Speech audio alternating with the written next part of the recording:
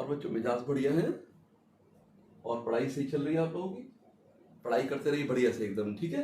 तो भौतिक विज्ञान 11th गति के नियम पार्ट 5 लेक्चर 6। आज बेटा जैसे मैंने लेक्चर 5 के अंदर न्यूटन का तृतीय नियम आपको बताया, ठीक है। उसी पर आधारित, उसी कंसेप्ट पे आधारित आज हम लिफ्ट के अंदर गति का अध्ययन करेंगे, लिफ्ट की गति का अध्ययन करेंगे। लिफ्ट की गति से मतलब ये होगा कि अगर लिफ्ट के अंदर कोई वस्तु रख दी जाए, ठीक है, तो उसके भार पर क्या प्रभाव पड़ेगा। तो इन चीजों को समझते हैं। तो आज हमें क्या करना है,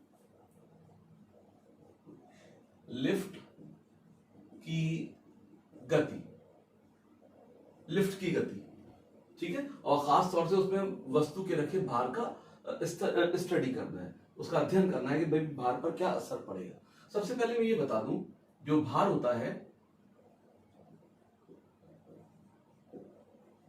वस्तु का भार, जैसे बेटा वस्तु यहां पर रखी है जिसका द्रव्यमान कितना है, एक वस्तु का द्रव्यमान m के बराबर है, ठीक है। यहां वस्तु के भार का मतलब है कि भाई वस्तु पर कितना पृथ्वी का गुरुत्वाकर्षण बल कार्य कर रहा है, ठीक है, उसी को हम भार बोलते हैं। वस्तु का जो भार है यानी वस्तु पर पृथ्वी का गुरुत्वाकर्षण बल। तो आम भाषा में हमें ये मालूम है कि भाई जो पृथ्वी का गुरुत्वाकर्षण बल किसी वस्तु पर कार्य करता है वो वस्तु का भार कहलाता है, ठीक है। एक चीज हमेशा आप बिल्कुल क्लियर कर लीजिए, जो हम अपना भार महसूस करते हैं, ठीक है, जो हम अपना भार महसूस करते हैं वो पृथ्वी की हमारे ऊपर प्रतिक्रिया होती है। मतलब कि जैसे जो हमारा भार है, हम अपना भार यानी कहां लगा रहे हैं, पृथ्वी के धरातल पर लगा रहे हैं। तो धरातल हमारे ऊपर एक प्रतिक्रिया करेगा, वो हमें महसूस होगा, उसी को हम अपना भार बोलते हैं, ठीक है। वही हमारा क्या कहलाएगा, भार। यानी गुरुत्वाकर्षण बल तो बच्चों नीचे mg होगा, द्रव्यमान m, ठीक है, इस वस्तु पर गुरुत्वाकर्षण बल mg नीचे होगा और इसकी प्रतिक्रिया जो इस वस्तु पर कार्य करेगी, mg कहां लग रहा है, धरातल पर लग रहा है। जिस आधार पर ये रखी है वस्तु, उस आधार पर mg बल कार्य कर रहा है, तो इसकी प्रतिक्रिया r अपवर्ड डायरेक्शन में ऊपर की ओर होगी। यही बेटा हमारे अंदर जो हमें प्रतिक्रिया महसूस होती है, अनुभव होती है, यही हमें भार को बताती है। तो हमारा भार एक तरीके से ये प्रतिक्रिया बताती है। तो प्रतिक्रिया बेटा क्या बताएगी, r क्या है, प्रतिक्रिया ये क्या बताती है, हमारे भार का अनुभव देती है, हमारे भार को बताती है, हमारे भार को बताती है। जो प्रतिक्रिया है वही हमारे भार को बता रही है, ठीक है। अब क्या ये प्रतिक्रिया बदल जाती है? अगर प्रतिक्रिया बदलेगी तो हमें अपना भार बदला हुआ महसूस होगा। यही बेसिकली हमें लिफ्ट में अध्ययन करना है। लिफ्ट में एक वस्तु रख देंगे, अब लिफ्ट मूव कर रही होगी, कभी नीचे चलेगी, कभी ऊपर चलेगी, कभी एक समान वेग से गति करेगी लिफ्ट, या कभी त्वरण से, कभी मंदन से त्वरण करेगी, ठीक है। तो बेटा वहां पर हमारी प्रतिक्रिया में जो फर्क पड़ेगा, अगर प्रतिक्रिया बदल जाती है तो हमें अपना भार कम या ज्यादा महसूस होगा, एक आभासी भार निकल कर आएगा। तो मैं दो टर्म यूज करूंगा बेटा कि r एक तरीके से आभासी भार होगा, ठीक है, और जो वस्तु का वास्तविक भार है वो क्या है, गुरुत्वाकर्षण बल है। तो इस तरीके से एक तो वस्तु का वास्तविक भार हो गया जो गुरुत्वाकर्षण बल होगा, और एक आभासी भार जो हमें महसूस होगा, जो प्रतिक्रिया बताएगी लिफ्ट के गति के दौरान, ठीक है। तो बेटा अब इसे करते हैं यहां पर, तो लिफ्ट की गति देखते हैं। चलो इसे हटा देते हैं।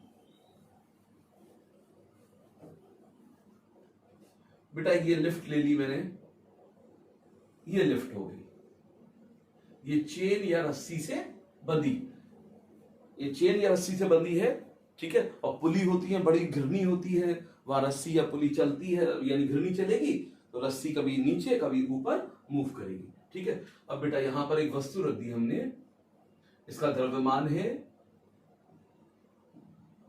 द्रव्यमान वस्तु का कितना है, m।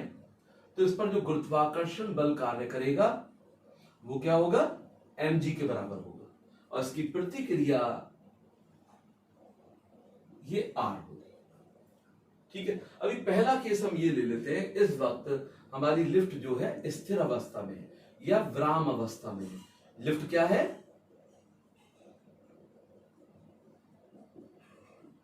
विराम अवस्था में है। लिफ्ट विराम अवस्था में है। बेटा अगर विराम अवस्था में है इसका मतलब कोई इस पर नेट बल कार्य नहीं कर रहा है। विराम अवस्था में है, इस पर दो बल कार्य कर रहे हैं यहां पर, लेकिन इनका नेट बल शून्य है। एक ऊपर की ओर बल कार्य कर रहा है, एक नीचे की ओर बल कार्य कर रहा है। बेटा अगर दो फोर्स या दो वेक्टर ऊपर या उसके विपरीत नीचे या सामने और उसके विपरीत, ठीक है, जब भी एक साथ दो दिशाएं आ जाती है तो हम प्लस माइनस कंसीडर करते हैं। तो जो भी ऊपर दिशा होगी बल की वो प्लस मानूंगा और जो नीचे होगी वो माइनस मानूंगा। ये जरूरी नहीं है कि मैं ऐसे ऊपर वाले को प्लस मानूं नीचे वाले को माइनस मानूं, उल्टा भी कर सकता हूं, नीचे वाला प्लस ऊपर वाला माइनस। लेकिन अभी मैं ऊपर वाले बल को, कोई भी जो बल होगा, प्रतिक्रिया होगी, ठीक है, वो जो ऊपर होगी वो क्या माना जाएगा? प्लस माना जाएगा।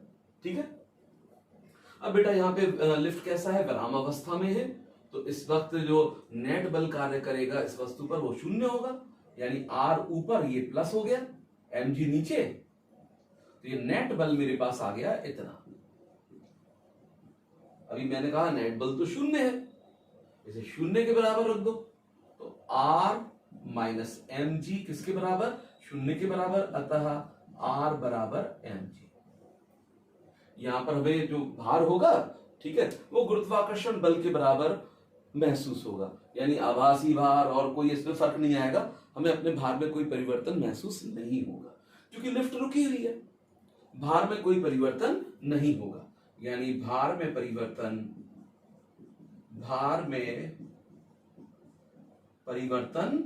नहीं होगा। भाई इस स्थिति में भार में कोई हमारा परिवर्तन नहीं होगा, लिफ्ट अभी रुकी हुई है। अगर लिफ्ट या तो ऊपर या नीचे एक समान वेग से चल रही है, एक समान वेग से चल रही है, अगर लिफ्ट बेटा एक समान वेग से चल रही है, ठीक है, ऊपर जा रही है या नीचे जा रही है, अब सोच के बताइए, क्या अब नेट बल कार्य करेगा इस वस्तु पर? वस्तु का द्रव्यमान m है, इस पर जो गुरुत्वाकर्षण बल कार्य कर रहा है वो mg हो गया, और इसकी अभिक्रिया या प्रतिक्रिया जो हो गई वो r के बराबर हो गई। नॉर्मल रिएक्शन क्या हो गया? r के बराबर हो गया। अब बेटा ये एक समान वेग से या तो ऊपर जा रहा है v या नीचे जा रहा है, और v क्या है यहां पर? इसका एक समान वेग नियत है। क्या वस्तु पर नेट बल कार्य करेगा? अभी भी बच्चों नेट बल शून्य होगा। नेट बल क्या होगा इस पर? नेट बल इस वस्तु पर शून्य रहेगा, क्योंकि वेलोसिटी नियत है, त्वरण शून्य होगा। जब वेलोसिटी नियत होती है, वेग नियत होता है, तो त्वरण a क्या होगा? शून्य। जब वस्तु में त्वरण ही नहीं है तो वस्तु पर नेट बल कार्य नहीं करेगा। नेट बल कार्य नहीं करेगा, वैसे तो दो बल कार्य कर रहे हैं, mg और प्रतिक्रिया r। r ऊपर है तो प्लस, mg नीचे है, ऊपर वाला बल प्लस, नीचे वाला माइनस, तो ये हो गया r प्लस में हो गया, माइनस mg बराबर 0। नेट बल r माइनस mg, नेट बल 0 है, तो बेटा यहां पर r is equal to mg, यानी अभी भी प्रतिक्रिया जो है mg गुरुत्वाकर्षण बल के बराबर है। इसका मतलब अभी भी भार में परिवर्तन नहीं होगा, चाहे वस्तु जो है चाहे लिफ्ट ऊपर एक समान वेग से या नीचे एक समान वेग से चल रही है, उस स्थिति में भी भार में कोई परिवर्तन नहीं होगा। भार में परिवर्तन नहीं होगा, यानी भार में परिवर्तन नहीं होगा।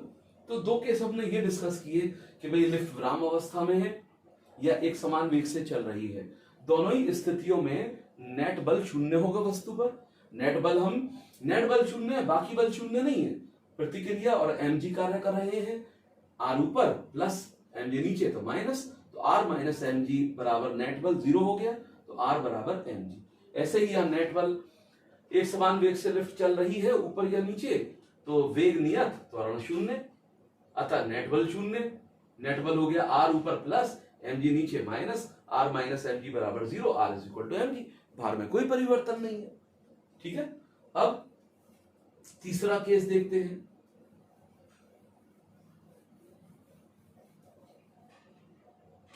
तीसरा केस, अब लिफ्ट जो है बच्चों एक समान त्वरण से ऊपर जा रही है। अब त्वरण कहां पर है? अब ये त्वरण आ गया, एक समान त्वरण यानी एक ही वैल्यू से चल रही है, एक समान। ठीक है, अब त्वरण से ऊपर जा रही है, वस्तु ये ले ली, द्रव्यमान m है, गुरुत्वाकर्षण बल नीचे की ओर mg, इस पर प्रतिक्रिया r, ये काम करेगी। क्या नेट बल कार्य करेगा? बिल्कुल करेगा। नेट बल कहां कार्य करेगा? अब त्वरण है वस्तु में, भाई वस्तु भी तो लिफ्ट के साथ चल रही है, त्वरण भी वही होगा जो लिफ्ट का है, वस्तु का त्वरण है, तो वस्तु पर एक नेट बल कार्य करेगा। तो नेट बल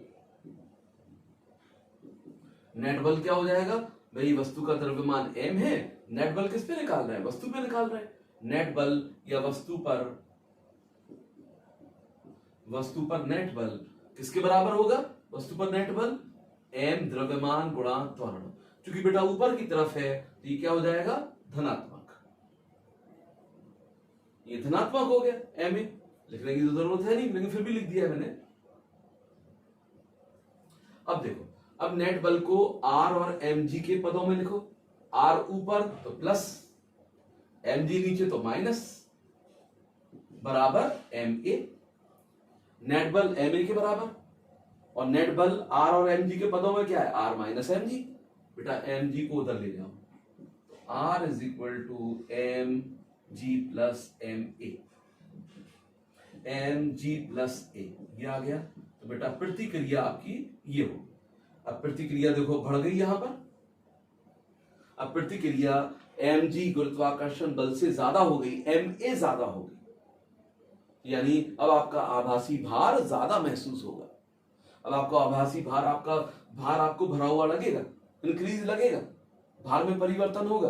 अब आपको आप ज्यादा भारीपन महसूस करेंगे, यानी अब यहां पर भारीपन महसूस होगा, भारीपन महसूस होगा भाई, क्योंकि r mg प्लस m, ये ज्यादा हो गया। ठीक है, तो देखा होगा आपने, जैसे जो झूले वगैरह हैं, बच्चे झूला झूलते हैं, जब झूला ऊपर की ओर जा रहा होता है, बड़े बड़े जायंट व्हील होते हैं बच्चों मेले तमाशे में, जब झूला ऊपर की ओर जाएगा, झूला ऊपर जा रहा है, तब तो कोई टेंशन नहीं है। r हमारा आभासी भार क्या है? mg plus ma। आभासी भार गुरुत्वाकर्षण बल से ज्यादा है, यानी आभासी भार क्या है? आभासी भार गुरुत्वाकर्षण बल से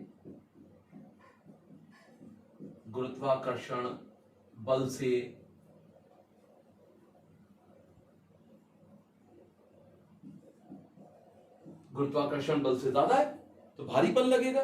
तो ऊपर जाने में कोई टेंशन नहीं है, जब जाइंट व्हील से ऊपर जाएंगे आपका वेट बढ़ रहा होगा। ठीक है, अब दूसरी स्थिति देखते हैं। अभी तो एक्सेलरेशन ऐसे जा रहा है, तो वेट बढ़ गया, आभासी भार बढ़ गया। अब बेटा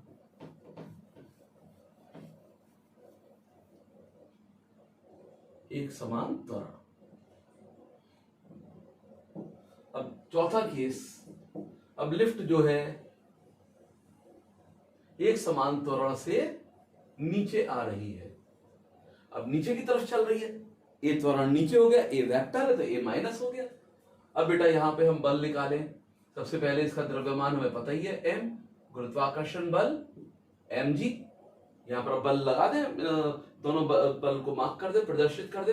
दूसरी एक बल तो mg नीचे हो गया और r कहां पर हो गया? ऊपर हो गया।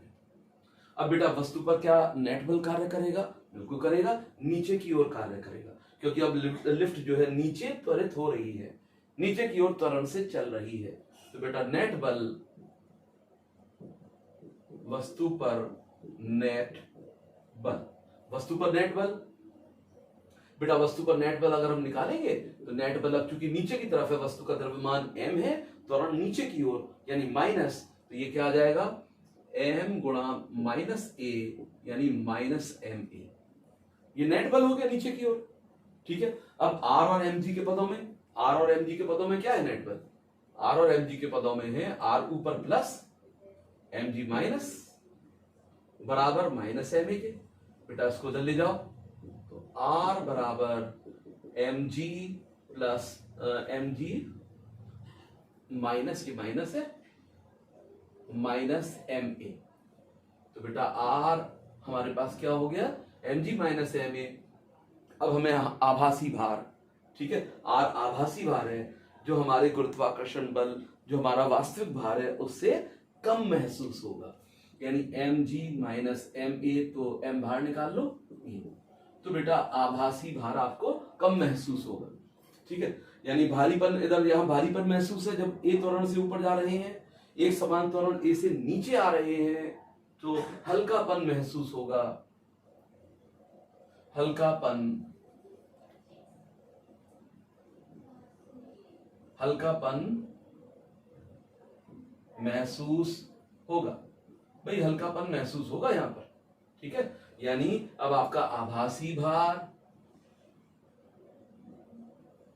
आभासी भार, ठीक है, हल्कापन महसूस हो रहा है। वास्तविक भार या गुरुत्वाकर्षण बल mg से, mg लिखे दे रहे हैं गुरुत्वाकर्षण बल, उससे आभासी भार कम हो, ठीक है।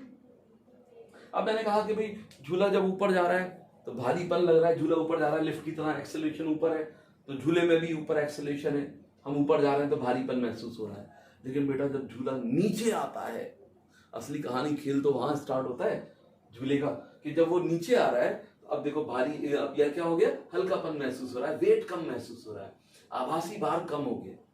तो जब जानते हैं नीचे की तरफ आए तो कुलकुली सी बचती है उसमें, है ना। तो इसीलिए कि हमारा वेट कम हो, आभासी भार कम होने लगता है।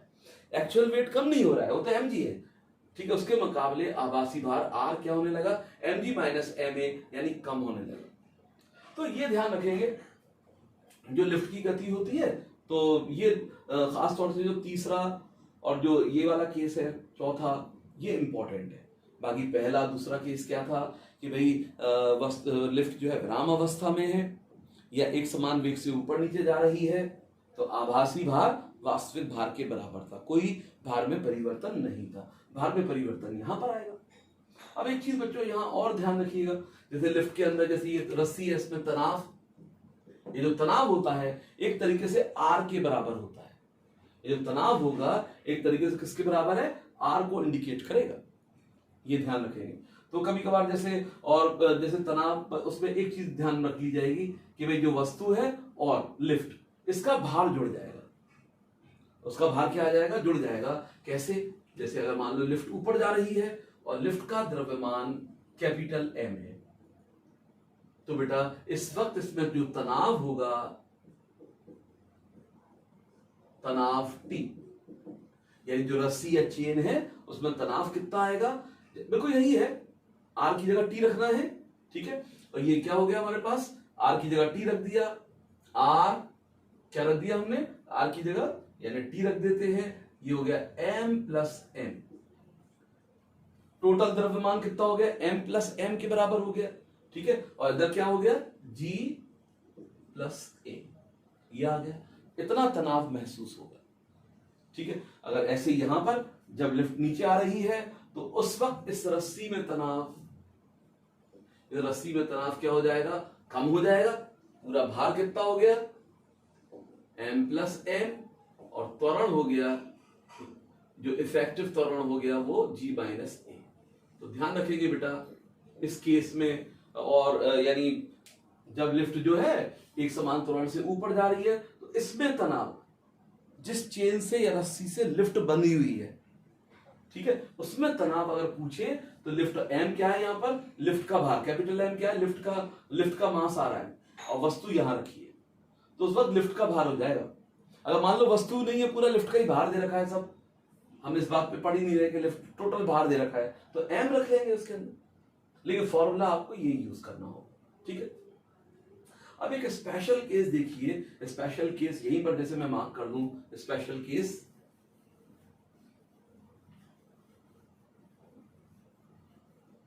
या इसी के अंदर चौथे में स्पेशल केस, भाई भगवान ना करे ऐसा हो कि भाई कभी कभी जो बोलते हैं वो सच हो जाता है ना ऐसे, तो ऐसा ना हो कि कोई लिफ्ट की रस्सी टूट जाए या चेन टूट जाए। अगर बेटा ये रस्सी और चेन टूट गई तो ये क्या हो जाएगा, फ्री फॉल हो जाएगा, मुक्त रूप से वस्तु नीचे गिरेगी।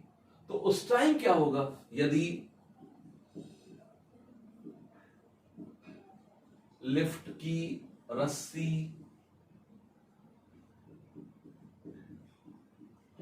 टूट जाती है तब, बेटा यदि लिफ्ट की रस्सी टूट जाती है तब यानी जो त्वरण होगा किसके बराबर हो जाएगा, जी के बराबर हो जाएगा। और आभासी भार यानी प्रतिक्रिया क्या हो जाएगी, एम जी माइनस ए का मान कितना, जी यहां रख दो, जी जी ये चला गया शून्य। तो बेटा ये स्थिति भारहीनता की स्थिति है या भारहीनता की अवस्था आ जाएगी, भारहीनता, भारहीनता की स्थिति आ गई है, यानी इस वक्त जो बॉडी का वेट होगा वो शून्य हो जाएगा।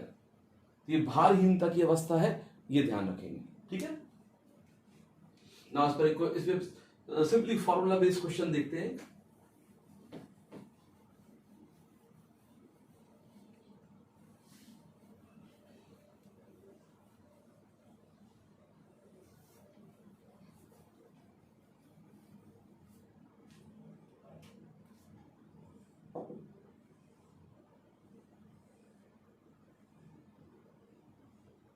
ये बेटा लिफ्ट हो गई, ठीक है। अब यहां पर एक वस्तु रखी है, इसका द्रव्यमान 10 kg के बराबर है, 10 किलोग्राम के बराबर, ठीक है। अगर हमें गुरुत्वाकर्षण या गुरुत्वीय त्वरण की जरूरत पड़ेगी जी, तो उसका मान हम 10 मीटर प्रति सेकंड स्क्वायर लेंगे, ठीक है। अब हमसे कहा जा रहा है कि भाई लिफ्ट जो है ऊपर और नीचे 2 मीटर प्रति सेकंड स्क्वायर के त्वरण से चल रही है। यदि लिफ्ट 2 मीटर प्रति सेकंड स्क्वायर के त्वरण से ऊपर यानी पहले ऊपर तथा नीचे की ओर चल रही है। यदि लिफ्ट 2 मीटर पर सेकंड स्क्वायर के त्वरण से ऊपर, पहले पार्ट में ऊपर जाए तो तब निकालना है, फिर नीचे की ओर दूसरे पार्ट में नीचे की ओर चल रही है, तो वस्तु के भार में क्या परिवर्तन होगा, यानी वस्तु के भार में क्या परिवर्तन होगा, ये हमें फाइंड आउट करना है, ये निकालना है। एक बार वीडियो चेक कर लेते हैं कि क्वालिटी सही है, ठीक। तो बेटा इसको खुद से लगाइए, पॉज करके लगा सकते हैं, आसान क्वेश्चन है। बेटा सबसे पहला आंसर करते हैं। देखो वस्तु का द्रव्यमान क्या है, m 10 kg, g का मान कितना है 10 मीटर प्रति सेकंड स्क्वायर, a का मान कितना है, डायरेक्ट सब वैल्यू रखते चलो 2 मीटर प्रति सेकंड स्क्वायर। अब पहले पार्ट में लिफ्ट कहां जा रही है, ऊपर की ओर। जब ऊपर की ओर लिफ्ट जाती है तो हमें भारीपन महसूस होता है, यानी आभासी भार R is equal to mg से बड़ा हो जाता है, ma बड़ा हो जाता है, ठीक है। तो R is equal to mg plus ma, तो mg कितना हो गया, m 10 g 10 m 10 a 2, ये 100 प्लस 20 120 न्यूटन, 120 न्यूटन हो गया, यानी आभासी भार कितना हो गया 120 न्यूटन हो गया, ठीक है। हमें यह बताना है वस्तु के भार में क्या परिवर्तन हो गया। पहले वस्तु का भार क्या था, mg के बराबर। पहले वस्तु का भार क्या है, वस्तु का भार या वास्तविक भार, वास्तविक भार mg, तो m 10 g 10 100 न्यूटन, वास्तविक भार 100 न्यूटन था। अब आभासी भार कितना हो गया, आभासी भार ये हो गया। तो बस आपको ये बताना है आभासी भार, अगर परिवर्तन निकालना चाहते हैं तो डायरेक्ट एम ए भी रख सकते हैं। क्या परिवर्तन हो गया, एम ए या 120 परिवर्तन कितना हो गया परिवर्तन कितना हुआ 120 माइनस 120 न्यूटन का। तो 20 न्यूटन ज्यादा एक्स्ट्रा महसूस करेंगे जब लिफ्ट 2 मीटर प्रति सेकंड स्क्वायर के त्वरण से ऊपर चलेगी। ठीक है, तो डायरेक्ट भी निकाल सकते हो एम ए 10 इंटू 2। ना दूसरा बेटा, अब ये लिफ्ट नीचे की ओर आ रही है तो आभासी भार क्या होगा, R is equal to M G minus M A, ये हो गया। ठीक है, यानी एम जी माइनस ए, यही तो है हमारे पास। m कितना है 10, g कितना 10, a कितना 2, तो 8 गुणा 10 80 न्यूटन। आभासी भार 80 न्यूटन हो गया। ये कितना आ गया, आभासी भार 80 न्यूटन। वास्तविक कितना है 100 न्यूटन। तो भार में कमी या परिवर्तन, परिवर्तन या भार में कमी। भार में कमी कितनी होगी बच्चों, 100 माइनस 80, यानी 20 न्यूटन के बराबर। 20 न्यूटन जो है उसके भार में कमी आ जाएगी। तो इस तरीके से बेटा यहां पे हम इसके जो फॉर्मूला बेस्ड क्वेश्चन है यहां पर इसको इंडिकेट कर सकते हैं।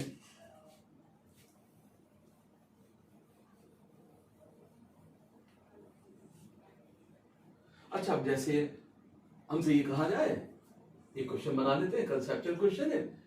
एक लिफ्ट के अंदर सिंपल पेंडुलम लटका दिया गया है। ये क्या है, एक सिंपल पेंडुलम। सिंपल पेंडुलम यानी एक हैवी मेटलिक बॉल, यानी भारी सा ब्रास का, पीतल का बना हुआ एक गोला होता है छोटा, जैसे कि ये है, जिसको हम बॉब कहते हैं। क्या बोलते हैं, बॉब। ठीक है, और ये कॉटन के कसूती धागे से बना होता है।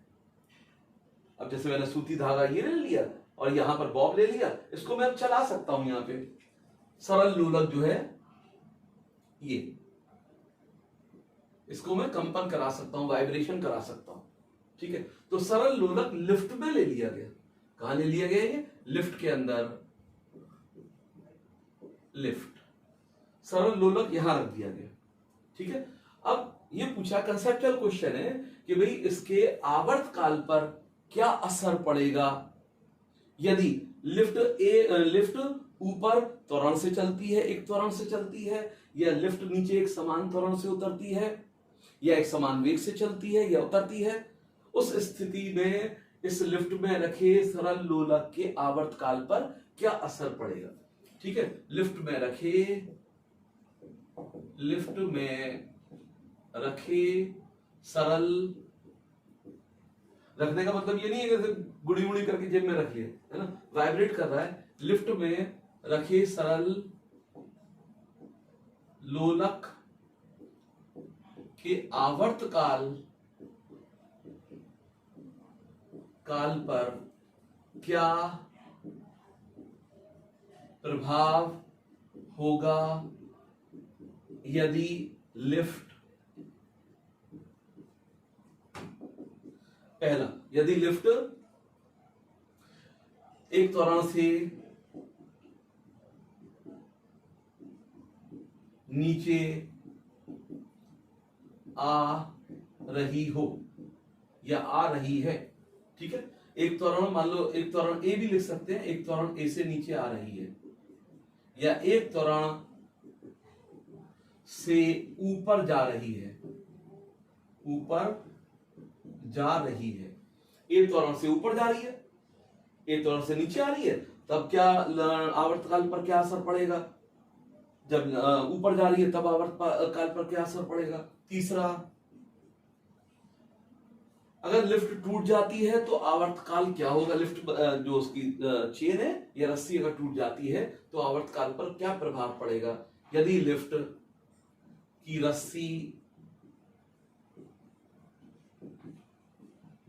टूट जाती है तो आवर्तकाल पर क्या प्रभाव पड़ेगा। ठीक है, यदि बदलता लिख दो, यदि लिफ्ट की रस्सी टूट जाती है तो बेटा यहां पे लिफ्ट में रखे सरल लोलक के आवर्तकाल पर क्या प्रभाव होगा। यदि लिफ्ट एक समान त्वरण या एक त्वरण से नीचे आ रही है, या एक त्वरण ए से ऊपर जा रही है, या रस्सी टूट जाती है। ठीक है, तो देखते हैं इसको। बहुत अच्छा क्वेश्चन है, बहुत कंसेप्चुअल क्वेश्चन है बेटा। जो सरल लोलक होता है, सरल लोलक जो उसका आवर्त काल है, आंसर करेंगे, आवर्त काल सरल लोलक का आवर्त काल, सरल लोलक का आवर्त काल ये होता है बेटा T बराबर 2 पाई वर्गमूल L बटा G। L यहां पर इसकी लंबाई होती है, जैसे सरल लोलक है, ये इसकी प्रभावी लंबाई होती है, इसके गुरुत्वीय केंद्र और जिस बिंदु से इसे लटकाया गया है इनके बीच की दूरी, ये L होती है, इसको प्रभावी लंबाई कहते हैं, ये प्रभावी लंबाई हो गई। ठीक है, यहां गुरुत्वीय त्वरण का मान G है। G क्या है? गुरुत्वीय त्वरण, जहां पर सरल लोलक कंपन कर रहा है वहां गुरुत्वीय त्वरण का मान G है। बेटा इसका आवर्त काल T हो गया, तो T बराबर 2 pi under root of L upon G। तो ध्यान रखिए जो पहला पार्ट है, पहला पार्ट कि भाई एक समान त्वरण से नीचे आ रहे हैं, जब एक समान त्वरण से नीचे आते हैं तो इसका प्रभावी G हो जाएगा इफेक्टिव, प्रभावी गुरुत्वीय त्वरण, जो प्रभावी गुरुत्वीय त्वरण होगा ये हो जाएगा G माइनस ए। तब बेटा जो टाइम पीरियड होगा T इज इक्वल टू 2 पाई या डैश कर लीजिए T डैश, L तो वही रहेगा G माइनस ए, ये G माइनस ए हो गया। बेटा अब यहां पे G के मुकाबले G माइनस ए कम हो गया तो आपका आवर्त काल बड़ा हो जाएगा, T डैश T से बड़ा हो जाएगा, पहली बात। दूसरी बात, अब बेटा दूसरा ये क्या कह रहा है, अब ये एक त्वरण से ऊपर जा रहा है, अगर बेटा ऊपर जाएगा, जब ऊपर जाता है तो इफेक्टिव यानी बढ़ जाता है, इफेक्टिव आभासी भार बढ़ जाता है, अतः G इफेक्टिव प्रभावी गुरुत्वीय त्वरण क्या हो जाएगा, G प्लस ए के बराबर हो जाएगा, G प्लस ए हो गया। तो आवर्त काल इस स्थिति में T डबल डैश 2 पाई वर्गमूल L अपॉन G प्लस ए। अब ये G प्लस ए ये बड़ा हो गया तो आवर्त काल यहां पर क्या हो जाएगा, घट जाएगा। अब आवर्त काल T के मुकाबले घट जाएगा, T double dash is smaller than, यानी T से छोटा हो जाएगा। ठीक है, अब जैसे हम बात करें कि रस्सी टूट जाती है, अगर भाई रस्सी टूट गई तो A जो होगा यानी गुरुत्वीय त्वरण A किसके बराबर हो गया, यानी A जो है गुरुत्वीय त्वरण के बराबर हो जाएगा। तीसरे केस में इसे हटा देते हैं,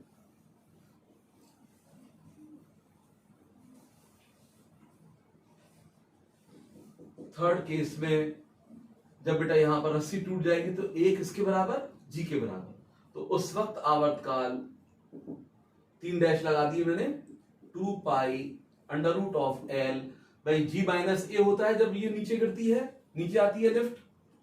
अब A G के बराबर है 2 pi under root of L G minus G, बेटा ये चला गया यहां पर, तो 2 pi under root of L बटा 0 अनंत। आवर्त काल अनंत हो गया, इसका क्या मतलब है, आवर्त काल अनंत हो गया तो इसकी आवृत्ति, इसका मतलब है कि भाई जो आवृत्ति हो गई, आवृत्ति आवर्त काल का उल्टा व्युत्क्रम, ये हो गया इन्फिनिटी, ये हो गया शून्य।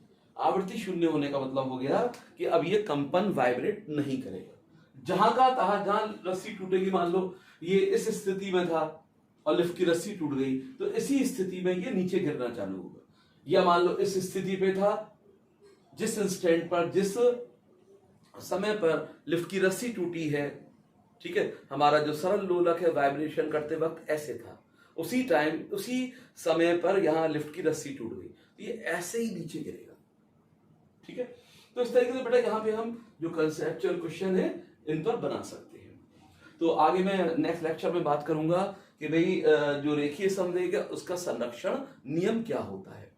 ठीक है, ये समझ लीजिए रेखीय संवेग का संरक्षण नियम और न्यूटन का तृतीय नियम, ठीक है, एक दूसरे से रिलेटेड है, एक दूसरे के सप्लीमेंट्री है। तो ये सब हम बात करेंगे नेक्स्ट लेक्चर में। ठीक है बेटा।